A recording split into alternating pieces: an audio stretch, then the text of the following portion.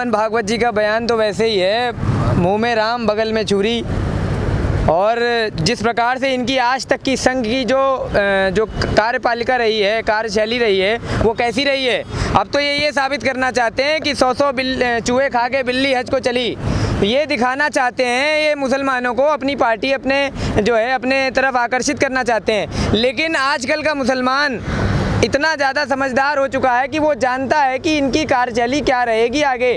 चुनाव आते समय तो इनके भाई हो जाते हैं, इनके बंधु हो जाते हैं। आज बता रहे हैं डीएनए भी एक है, तो हो सकता है कि जो इनके करणी सेना के हैं उनका डीएनए शायद अलग हो और बाकियों का डीएनए अलग हो, जैसा मोहन भागवत जी बता रहे हैं। और मैंने तो सुना है वो भाजपा के प्रवक्ता भी हैं करणी सेना वाले।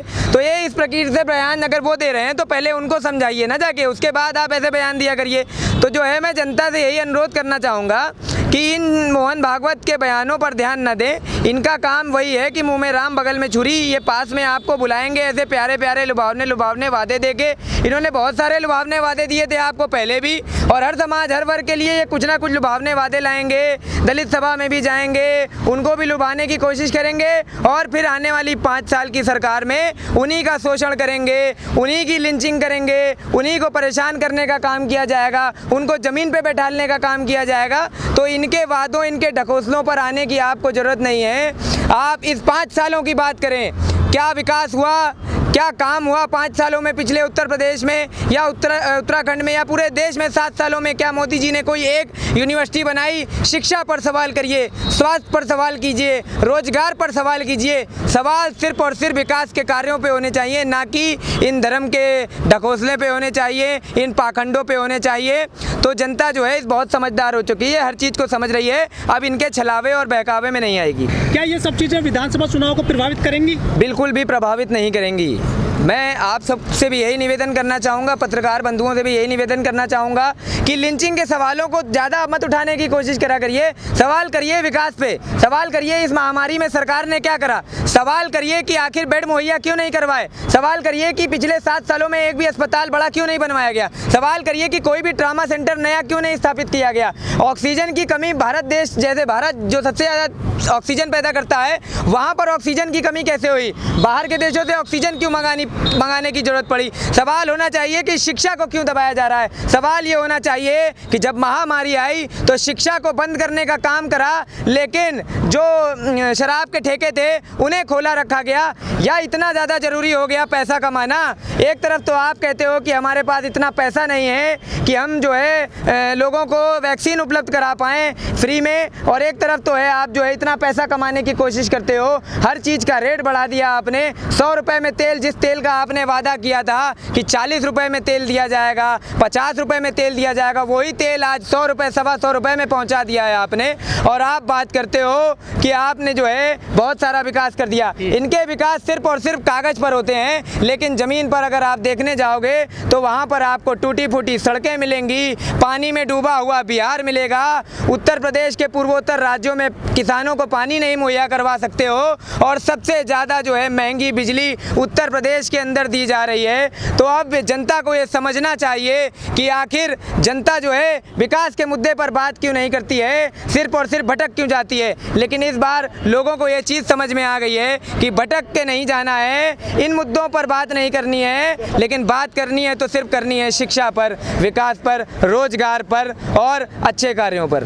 प्रांजल भाई, जो पेट्रोल के दाम 100 के पार हैं लगभग, डीजल बहुत महंगा है, किसानों को बड़ी दिक्कत हो रही है, एमएसपी नहीं मिल रही है। पिछले 5 सालों में उत्तर प्रदेश के अंदर जो मक्कारी योगी आदित्यनाथ ने दिखाई है, उस मक्कारी को उत्तर प्रदेश के लोग तो कतई नहीं भूल सकते हैं। जिस प्रकार उत्तर प्रदेश में जनता का दमन करा गया, जिस प्रकार से उत्तर प्रदेश में लोग तड़ भटके हैं, तड़प तड़प कर सड़क पर मरे हैं, लोगों को एम्बुलेंस मुहैया नहीं हो पाई, लोगों को अस्पताल नहीं मिल पाए, लोगों को बेड नहीं मिल पाए, लोगों को शिक्षा से दूर करने की साजिश की गई, लोगों पर अत्याचार करे गए। वो लोग इस बार उत्तर प्रदेश के चुनावों में, वो जनता इस बार उत्तर प्रदेश के चुनावों में, आने वाले चुनावों में जवाब देगी और बात करेगी सिर्फ और सिर्फ विकास की।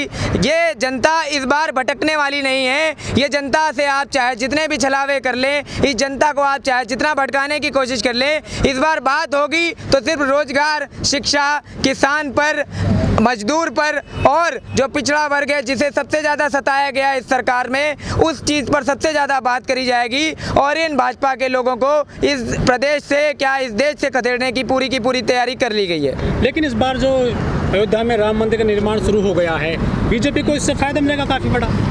कोई फ़ायदा नहीं मिल पाएगा। लोगों को ये समझ में आ गया है कि मंदिर से ज़्यादा ज़रूरी अस्पताल हैं, मस्जिद से ज़्यादा ज़रूरी शिक्षण संस्थान है। तो लोग इस बार इस मंदिर और मस्जिद के मुद्दे पर भटकने नहीं वाले हैं। लोगों को समझ में आ गया है कि अगर शिक्षण संस्थान नहीं होंगे तो इसी प्रकार से ये लोग जो है दबाने का काम करेंगे। लोगों को ये समझ में आ गया है कि अगर अस्पताल नहीं होंगे तो इसी प्रकार से लाशों को जो है गंगा नदी में तैरना पड़ेगा। और लोगों को ये भी समझ में आ गया है कि अगर आपको एक अच्छे समाज, एक सकुशल शासन की व्यवस्था करनी होगी तो इन लोगों को हटाकर, जो कि सिर्फ और सिर्फ मनुवाद को फैलाने की चेष्टा करते हैं और समाजवाद को जो है दबाने की चेष्टा करते हैं, उन लोगों को इस देश, इस प्रदेश, हर जगह से हटाकर एक ऐसी सरकार को लाने की कोशिश करनी पड़ेगी हम सबको मिलके, जो देश में समाजवाद की स्थापना करे और जो देश में विकास को एक नए आह्वान तक पहुंचाए। योगी जी पश्चिम बंगाल गए थे, वहाँ कहा था कि जय श्री राम का नारा लगाइए। तो योगी जी ने जब वहाँ बंगाल में नारे लगाए तो आपने देख तो लिया क्या हो गया।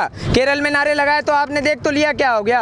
तमिलनाडु में नारे लगाए आपने देख तो लिया क्या हुआ। इसी प्रकार से उत्तर प्रदेश में भी कई छलावे और कई ऐसे नारे लगाएंगे जिससे कि जनता का मोह भटकने की ये कोशिश करेंगे, भटकाने की कोशिश करेंगे। बल्कि ये नहीं बताएंगे कि पिछले 5 सालों में इन्होंने एक ईंट तक नहीं लगाई। ये नहीं बताएंगे कि सिर्फ नाम बदलने के अलावा इन्होंने कोई राजनीति नहीं करी। ये नहीं बताएंगे कि लोगों को दबाने के अलावा इन्होंने कोई काम नहीं किया। तो जो है लोग जो है इस बार सिर्फ और सिर्फ विकास के मार्गों पर चलेंगे और विकास के नाम पर वोट डालेंगे। और आने वाली सरकार वो सरकार होगी जो एमएसपी पर वोट डालेगी, जो किसानों की एमएसपी देने का वादा करेगी, जो रोजगार देने का वादा करेगी और जो शिक्षा की ओर भागेगी, जो स्वास्थ्य की ओर भागेगी और जो विकास करेगी। जो गोमती रिवर फ्रंट है लखनऊ में, उसको लेकर जांच शुरू हो गई है, कई गिरफ्तारियां भी हुई हैं। अरे तो 4 साल से आपकी सरकार है। अगर गोमती रिवर फ्रंट में कोई घोटाला था 4.5 साल पहले से, तब आपको वो घोटाला नहीं समझ में आ रहा था। अब चुनाव आने वाला है तो घोटाला दिखने लगा। 4.5 साल थे आपके पास। अगर आज आप घोटाले के लिए जांच करने जा रहे हो तो अगर आपकी सरकार चली जाएगी तो कौन जांच करेगा। अगर इतना ही शौक था किसी को जांच करके कटघरे में ले जाने का या सजा दिलवाने का या घोटाले के बारे में पता करने का, तो जब सरकार आई थी तब इसकी जांच करवाते।